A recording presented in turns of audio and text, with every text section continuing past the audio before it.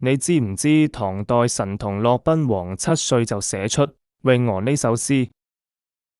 詠鵝，駱賓王。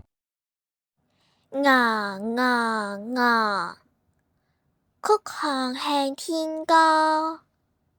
白毛浮綠水，紅掌撥清波。這首詩描寫鵝兒在水面浮游的情景。鵝的頸項又長又彎，它們伸長脖子對着天空和地叫，像唱歌一樣。它們的羽毛雪白，浮於清澈碧綠的水面上，紅色的腳掌不時撥動着水波，神態是那麼悠閒自在。今日帶你睇城門河嘅白鷺點樣化身唐詩主角。鵝鵝鵝，曲項向天歌。白毛浮綠水，紅掌撥清波。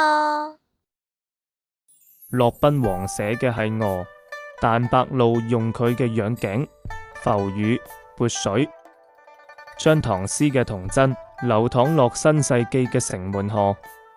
而家到你答啦，你身邊邊隻水鳥最有詠鵝嘅詩意？留言分享，下期揭曉得意答案。